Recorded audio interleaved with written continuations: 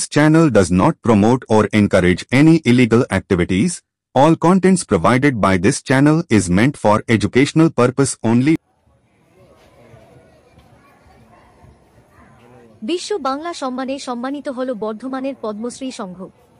বর্ধমানের দুর্গাপুজো আয়োজকদের মধ্যে অন্যতম আকর্ষণীয় হচ্ছে পদ্মশ্রী সংঘের পুজো।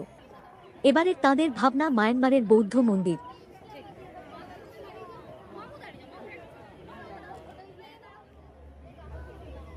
মনোরম এই ভাবনা ইতিমধ্যেই দর্শনার্থীদের নজর কেড়েছে পদ্মশ্রী সংঘ। শিল্প সমৃদ্ধ মণ্ডপ সজ্জায় শিল্পকলাকে তুলে ধরা হয়েছে। তাদের মণ্ডপ সজ্জায় কারুকার্য প্রশংসায় পঞ্চমুখ দর্শনার্থীরা।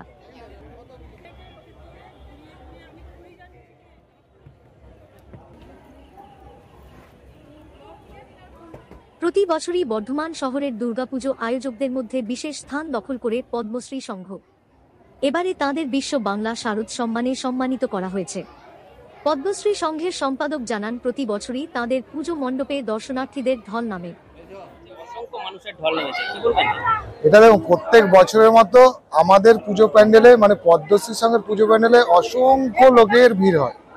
সেটা পঞ্চমী নয়, তৃতীয়াতে আমাদের ওপেনিং হয়েছে, সেদিন থেকেই আমরা বুঝতে পেরেছি। আর সপ্তমী অষ্টমীতে আরো অনেক ভিড় হয়।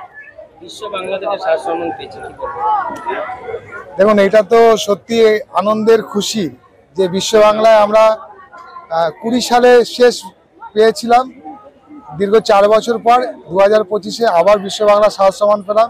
এটা অত্যন্ত গর্বের আনন্দের। তার জন্য আমরা পশ্চিমবঙ্গ সরকার এবং মাননীয় মুখ্যমন্ত্রীকে ধন্যবাদ জানাই।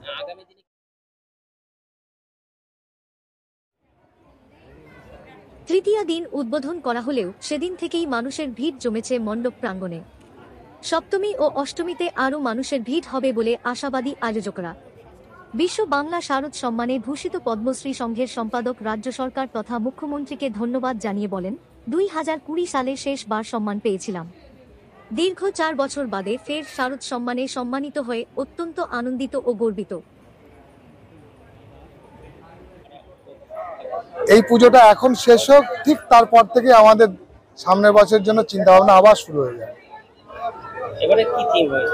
এবারে থিম হচ্ছে মায়ানমারের বৌদ্ধ মন্দির এবং ভগবান বুদ্ধের দর্শন নিয়েই আমরা সমস্ত চিন্তা ভাবনা করেছি। আমার নাম মানস সরকার, পূজা কমিটির সম্পাদক। তার কথায় এবারের পুজো মিটলেই আগামী বছরের থিম নিয়ে চিন্তা ভাবনা করা হবে। অন্যদিকে শুধু শহরবাসী নয়, আশপাশের গ্রামাঞ্চল থেকেও অসংখ্য দর্শনার্থী ভিড় জমান পদ্মশ্রী সংঘের মণ্ডপ ও দেবী দর্শনে। ব্যুরো রিপোর্ট, কলমের দুনিয়া।